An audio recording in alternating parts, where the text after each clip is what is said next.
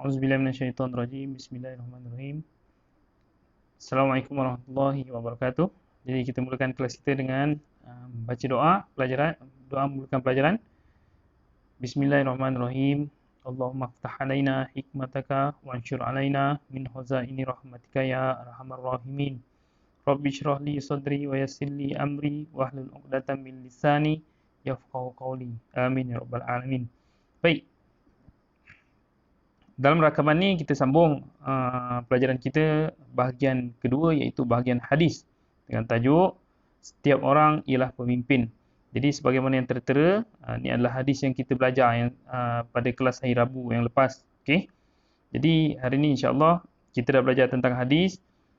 Kita dah baca, kita dah cuba fahami, dan kalau ingat lagi kita ada senaraikan Kita ada senaraikan 5 orang yang disebutkan di dalam hadis tentang siapa dia yang memegang tanggungjawab, iaitu siapakah pemimpin tu, iaitu pemimpin. Siapakah yang disebutkan dalam hadis, iaitu pemimpin. Yang pertama pemimpin, yang kedua suami, dan yang ketiga isteri, yang keempat pekerja, dan yang kelima anak. Jadi hari ini kita sambung 2 lagi objektif, iaitu penjelasan tentang tanggungjawab mereka satu persatu dan pengajaran daripada hadis. Baik, kita masuk terus. Baik, yang pertama sebagaimana yang saya jelaskan tadi, iaitu tanggungjawab pemimpin. Okey, kalau ingat lagi hadis, ini kita mula muka surat 58. Okey, boleh rujuk buku teks muka surat 58. Kalau hadis hari tu ada sebut, elok kita kita ulang sedikit ulang sikit. Okey, kita ulang sedikit pembacaan hadis. Semak ini ulang kaji biar tak lupa.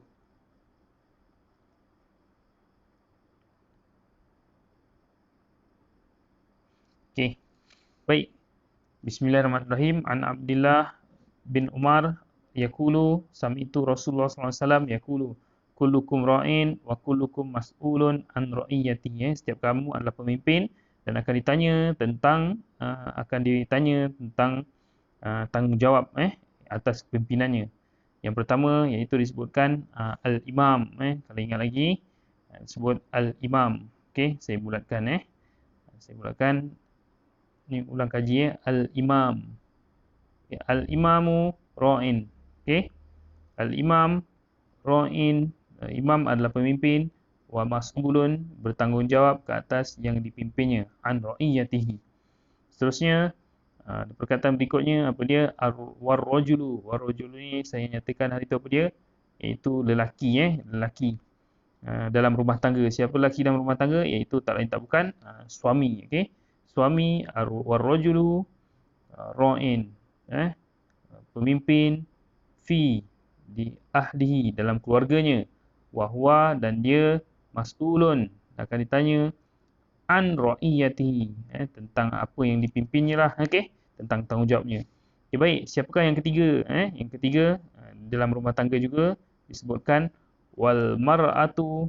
Okey, wal mar'atu iaitu isteri. Okey, isteri adalah pemimpin, ra'iyatun fi baiti, pemimpin atau pengurus di dalam rumah tangganya, rumah suaminya, rumah tangganya. Mas'ulatun an ra'iyati, dan akan dipersoalkan tentang tanggungjawabnya.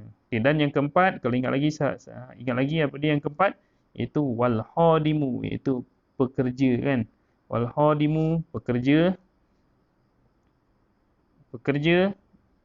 ra'in kan, bertanggungjawab, pemimpin fi mal, pemimpin atau bertanggungjawab ke atas harta sayyidihi, tuannya. Wa mas'ulun, akan ditanya atau bertanggungjawab an ra'iyati, apa yang dipimpin. Qala, maka Ibnu Umar pun sambung lagi berkata, wa hasibtu, aku menyangka an qad qala, Rasulullah SAW bersabda, sambung lagi kan. Yang kelima, siapa dia yang kelima? Selain pemimpin, suami, isteri, khadim atau pekerja. Yang kelima iaitu warajulu, tak lain tak bukan kita lah. Okey, dan anak, sebagai anak apa dia? Warajulu ra'in, pemimpin ke atas mal, harta abihi, bapanya. Mas'ulun, dan bertanggungjawab ke atas yang dipimpinnya, an ra'iyatihi. Okey. Dan Rasulullah tekankan, wa kullukum ra'in, setiap kamu adalah pemimpin, wa mas'ulun, dan akan dipersoalkan an ra'iyatihi, tentang apa yang dipertanggungjawabkan. Okey. Baik, jadi kita teruskan sambungan hari ini. Dua objektif kita nak capai, iaitu kita nak penjelasan tentang tanggungjawab. Tanggungjawab pemimpin itu sendiri, tanggungjawab suami, isteri, pekerja dan anak. Baik, kita teruskan. Tanggungjawab pemimpin. Apakah tanggungjawab pemimpin kita hari ini? Kita confuse kadang kan. Tengok pemimpin hari ini dia jadi model ke apa sebenarnya jadi jalan-jalan ke apa kan. Jadi kita tengoklah hari ini pemimpin apa patut pemimpin lakukan. Okey, kita tengok. Okey. Tengok. Tanggungjawab pemimpin. Yang pertama tanggungjawab pemimpin. Okey, yang pertama, berlaku adil dan menghapuskan kezaliman. Macam mana nak hapuskan kezaliman? Adil. Apakah hukum mahkamah yang paling adil? Tak lain tak bukan, nak menghapuskan kezaliman, nak berlaku adil adalah dengan menegakkan syariat Islam, hukum hakam Islam. InsyaAllah adil. Okey. Jadi hari ini kita nampak macam tak berlaku, memang tak berlaku adil pun. Hidup kita takkan mendapat keadilan. Okey. Okey. Dengan hukum hakam Allah yang tidak diterapkan ke atas kita. Jadi kehidupan kita pun terumbang-ambing. Okey. Baik. Seterusnya, menyusun sistem pentadbiran yang cekap dan amanah. Pentadbiran yang cekap dan amanah tak lain tak bukan nak dapat dari mana? Tak lain tak bukan melalui apa dia? Syariat Islam lah, okey. Nak dapat pentadbiran yang cekap dan amanah, inilah poin dia. Okey, menegakkan syariat Islam barulah dapat cekap dan amanah. Okay. Seterusnya, menyediakan infrastruktur yang lengkap. Okey. Jadi itulah ciri-ciri, itulah tanggungjawab pemimpin. Menyediakan infrastruktur yang lengkap. Contoh hari-hari kita lalu jalan kan. Jalan lubang, benda paling simple lah, jalan lubang apa semua tu, pemimpin tanggungjawab. Ada satu riwayat lain menyatakan Sayyidina Umar ketika betapa dia risau tentang hadis ni jugalah, kullukum ra'in ni. Maka sampai dia nyatakan apa dia? Kalau kuda atau keldai di Baghdad, padahal Sayyidina Umar ni duduk dekat Madinah. Oleh kerana kepimpinan dia tu dah sampai ke Baghdad, jadi dia cakap apa dia? Kalaulah ada kuda atau keldai yang terperosok di dalam lubang di jalan di Baghdad, itu pun akan ditanya kepada aku di akhirat kelak. Betapa dia risaunya, dia risau. Maksudnya betapa waktu tu dia pun perlu menyediakan infrastruktur yang lengkap kepada rakyatnya. Okay, baik. Seterusnya, apakah tanggungjawab pemimpin lagi? Tanggungjawab pemimpin iaitu bersikap toleransi terhadap orang bawahan. Bukan macam hari ni. Okay? Kita kena jujur lah. Okay? Realiti. Tajam, sepatutnya hukum hakam tu bukan tajam di bawah, tumpul di atas. Tu inilah bahasa kiasan dia. Sepatutnya hukum hakam tu adil tu semua sama saja, bukan hanya tajam, keras untuk rakyat bawahan je. Kat atas dia boleh lepas macam-macam. Itulah tanggungjawab pemimpin. Kita masuk tanggungjawab kawan hijau. Okey. Tanggungjawab suami pula. Okey, tanggungjawab suami atau bapa, iaitu tanggungjawab suami atau bapa iaitu tanggungjawab apa dia? Menyediakan nafkah kepada anggota keluarga. Apakah nafkah yang wajib dalam sebuah keluarga? Iaitu tempat tinggal, makan minum dan pakaian. Itu wajib bagi lelaki. Itu maruah tu. Maruah bagi lelaki tu tanggungjawabnya tu. Kalau dah jadi suami ke apa ke, tanggungjawab dia tu. Okey. Menyediakan nafkah. Kalau suami atau lelaki tak bermaruah tu, dia tak sediakan nafkah yang baik. Makanan, pakaian dan tempat tinggal. Okey. Baik, seterusnya. Apa lagi tanggungjawab suami? Inilah sekarang ni awak kena belajarlah baik-baik. Sebab memberikan didikan agama kepada isteri dan anak-anak. Itu tanggungjawab suami lelaki. Ini kalau baru panggil sikit nama, suruh mengaji Al-Quran pun dah lari, hilang kan. Macam mana nak jadi suami yang baik? Okay? Tanggungjawab suami. Okay? Baik. Jadi seterusnya. Besok kalau nak kahwin ke apa ke, janganlah biarkan kita satu keluarga, keluarga kita terumbang ambing tanpa didikan agama. Okay? Baik. Kita pergi yang ketiga, tanggungjawab suami iaitu memberikan perlindungan dan menjaga keselamatan anggota keluarganya. Okay? Siapa lagi bukan lelaki ketua keluarga, okey, yang menjadi ra'in, okey, bertanggungjawab, ra'in, okey, pemimpin. Suami adalah pemimpin dalam rumah tangganya, Rasulullah sebut situ. Janganlah jadi pemusnah kepada rumah tangga. Lebih-lebih lagi kalau ada anak dan isteri, dia akan tengok, okey, suami dia, okey. Baik, memberi perlindungan. Suamilah tempat berlindung, bukan tempat yang menjadi ancaman, pukul dan sebagainya, okey. Malah hari ini kita dengar macam minggu-minggu yang sudah kita belajar tentang gangguan seksual dalam keluarga kan. Jangan jadi macam tu. Okey, baik. Seterusnya, tanggungjawab suami yang disenaraikan kat sini yang keempat iaitu apa dia? Melayan dan bergaul dengan isteri dan anak-anak dengan baiknya, okey, layanan yang baik, okey. Baik. Kita pergi yang ketiga. Sekarang pemimpin dah, suami dah. Kalau ingat lagi yang ketiga apa dia? Iaitu yang ketiga tak lain tak bukan isteri, isteri atau mak, tanggungjawab mak dalam keluarga, okey. Baik, isteri.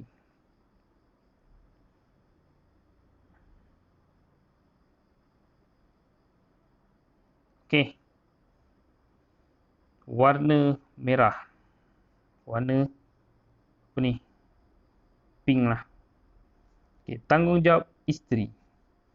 Isteri iaitu wajib mentaati suami dan menunaikan haknya. Okey, menunaikan haknya. Okey, makan, minum, pakaian, urus rumah tangga tu semua kena uruslah. Okay, menjaga maruah diri. Ini penting. Menjaga maruah suami dan menjaga maruah keluarga. Jangan burukkan diri, jangan burukkan suami dan jangan burukkan keluarga kedua-dua pihak. Okey, sama ada pihak suami atau pihak sendirilah.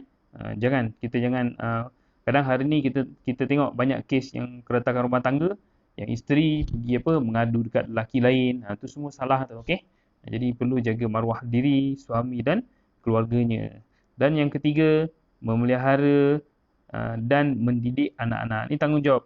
Okey. Baik, tadi lelaki, ni perempuan lah. Jadi bilakah, jadi sejak sekarang lah kita perlu mendalami ilmu agama dengan baik dan seterusnya untuk mendidik anak-anak akan datang. Okay? Dan yang terakhir, tanggungjawab isteri ialah menguruskan rumah tangga. Jangan confuse. Okay? Jangan confuse. Kita kadang confuse, tu tanggungjawab isteri tu tanggungjawab suami. Ni, menguruskan rumah tangga ni yang utamanya adalah tanggungjawab isteri. Okay? Baik. Baik, seterusnya. Yang keempat. Okay? Kita sambung yang keempat, warna hijau, tanggungjawab pekerja. Okey, pekerja. Kita kalau bekerja, kita ada amanah, okey? Amanah dengan kerja kita.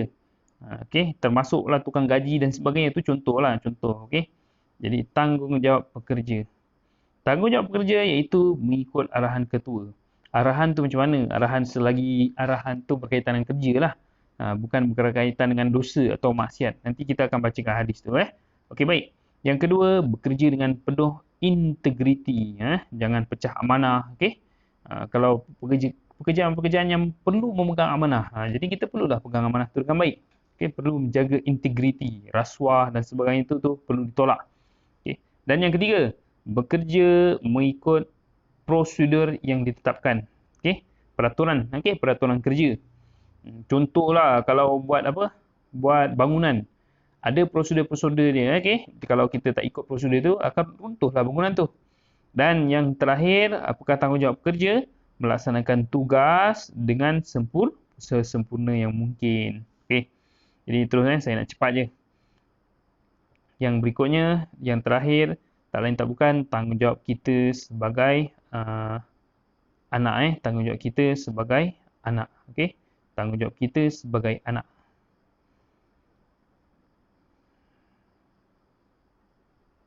Keluar warna hijau pula. Okay, tanggungjawab kita sebagai anak, saya tukar warna merah. Okay, sebagai anak pula, tanggungjawab kita iaitu apa dia? Tak lain tak bukan kita diwajibkan berbakti kepada ibu bapa sewaktu mereka masih hidup atau telah meninggal dunia. Okey, waktu masih hidup ni kita wajiblah berbakti kepada orang tua tu. Okey. Berbakti ni tak semestinya dengan harta. Selagi kita masih muda ni ada tenaga, berbaktilah. Okey, tahun lepas pun kita ada belajar, sebelum tu tingkatan 3 kan kita pernah belajar iaitu sedekah, macam mana sedekah tulang 4 kerat ni. Setiap hari tanpa keluarkan wang ringgit pun. Apatah lagi kita membantu orang tua kita dan disebutkan kat sini berbakti sama ada masih hidup atau telah meninggal dunia. Bagaimana kita berbakti kepada orang tua kita yang telah meninggal dunia? Jika telah meninggal dunia, antaranya kita berdoa, okey, mendoakan kesejahteraannya. Itu memang disebutkan oleh dalam hadis Rasulullah SAW. Nampak ni. Jadi disebutkan sini sentiasa berdoa, sentiasa mendoakan mereka, doakan mereka sama ada yang masih hidup atau yang telah meninggal dunia. Jadi saya sangat hairan lah kalau tingkatan 5 pun kita tak doakan orang tua kita. Kan kita biasa doa Allahumma fili, Allahumma fil apa, Allahumma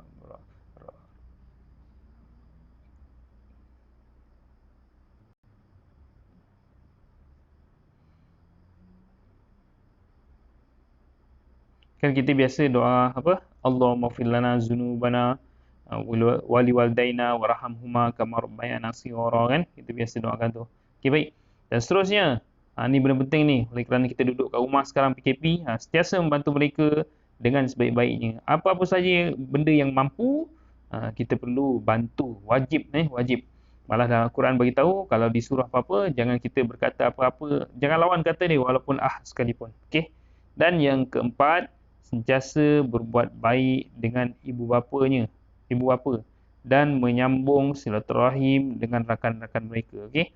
Kalau dah meninggal dunia ke apa ke, kita sambung silaturahim dengan rakan-rakan mereka. Itu memang disebutkan dalam hadis Rasul sallallahu alaihi wasallam. Okey. Baik. Itulah yang 5 tanggungjawab, iaitu tanggungjawab pemimpin, tanggungjawab bapa, tanggungjawab ibu, tanggungjawab pekerja dan tanggungjawab anak kita. Baik, kita teruskan. Okey, sebagaimana saya sebut tadi, ni ada hadis ni. Nak taat tu taat macam mana? Okey. Nak taat sampai mana? Tahap mana kita nak taat tu? Nak kerja ikut peraturan kerja, ikut cakap mak bapak dan sebagainya. Dekat hadis ni Rasulullah SAW bagi kita panduan. Okey. Rasulullah SAW bagi kita panduan yang baik. Nak taat tu macam mana? Ni kat sini ada ni. As-sami'u wa ta'atu. As-sam'u wa ta'atu. Mendengar dan taat patuh itu ala mar'i, al-mar'i, okey, mendengar dan taati perkara seseorang, seorang tu al-muslim, seorang muslim tu fima,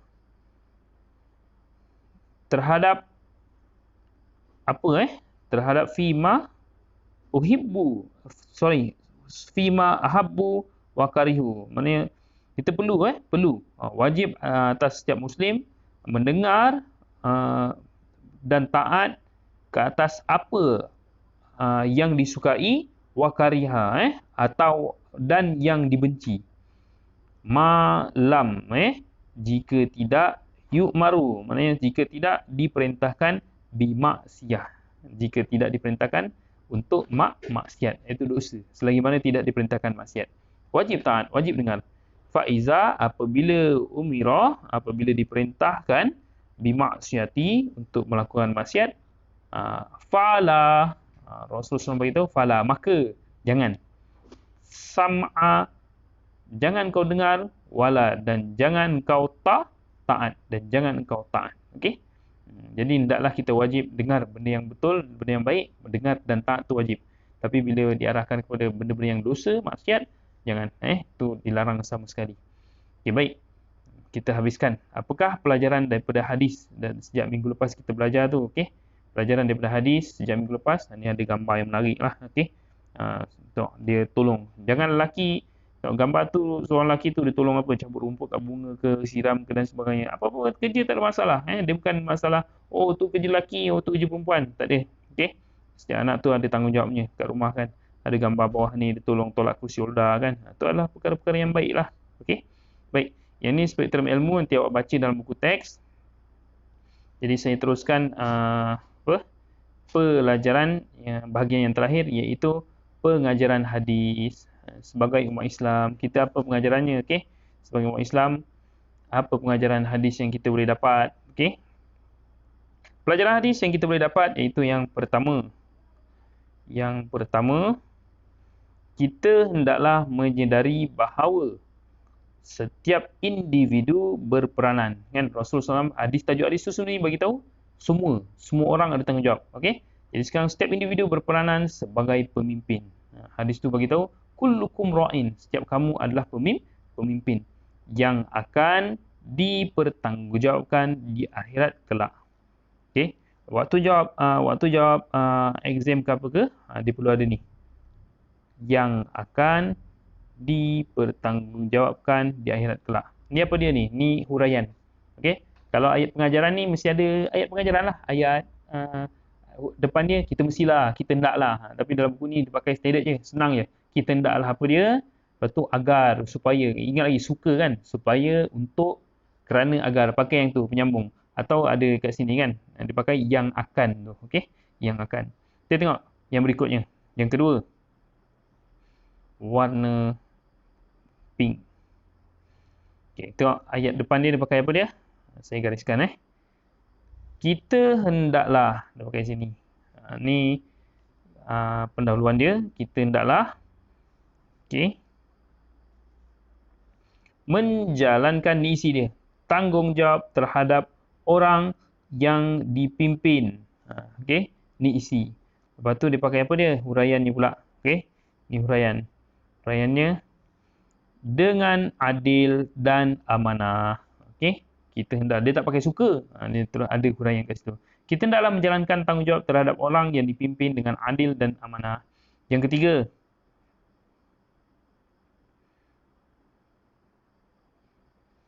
dia pakai sini. Kita hendaklah, saya gariskanlah isi warna lain pula. Isi memelihara dan melindungi anggota keluarga. Okey, Pak, anggota keluarga. Agar selamat di dunia dan di akhirat. Yang tu huraian. Okey, warna kuning tu pendahuluan, merah tu isi, lepas tu agar selamat di dunia dan akhirat. Warna hijau tu adalah huraian. Okey, jadi kita hendaklah memelihara dan melindungi anggota keluarga. Kita ni sebagai apa? Kalau lelaki anggota keluarga. Okey, baik. Yang keempat.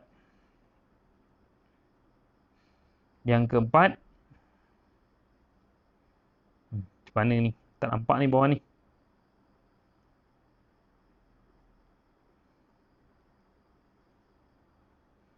Kita hendaklah, ni kan, hijau. Ni isi dia.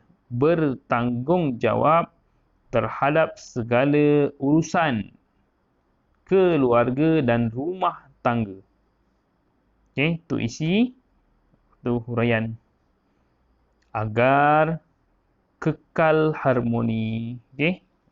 Hijau tu kita hendaklah, merah bertanggungjawab terhadap segala urusan keluarga dan rumah tangga, kuning agar kekal harmoni. Okey, tu huraian. Baik. Seterusnya yang terakhir terakhir ada 3 lagi yang terakhir pengajaran yang antara pengajaran yang akhir.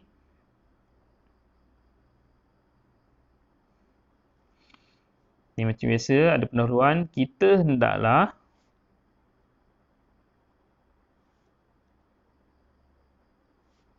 sambungnya sentiasa bersikap amanah dalam pekerjaan. Okey. Sikap amanah dalam pekerjaan. Sebab dia pakai apa dia? Supaya rezeki diberkati. Okey, kalau sebagai pekerja kita hendaklah amanah supaya rezeki diberkati. Nampak? Ada kuning tu pendahuluan, ada hijau tu isi, lepas tu huraian tu diguna perkataan supaya. Okey. Yang biru tu ada biru di sini, dia gunakan perkataan supaya. Okey? Supaya. Okay, baik. Saya teruskan. Kita hendaklah berbakti kepada ibu bapa semasa mereka hidup atau setelah mereka meninggal dunia. Okey. Tu isi, ni huraian. Kerana jasa mereka tidak terbalas. Kita tidak akan mampu balas jasa dia. Okey. Baik, kita hendaklah berbakti kepada ibu bapa semasa mereka hidup atau setelah meninggal dunia. Alah, jawapan yang paling senang huraiannya kerana apa? Kerana ia diwajibkan oleh Allah SWT. Okey. Baik, yang saya nak tekankan kat sini, ni nampak? Kerana, ada huraian kat situ pakai kerana. Baik, dan yang terakhir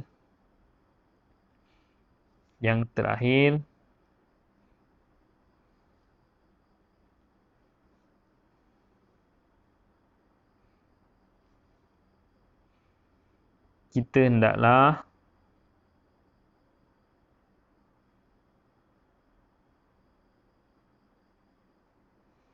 mencontohi sunnah Rasulullah SAW dalam segala aspek kepimpinan.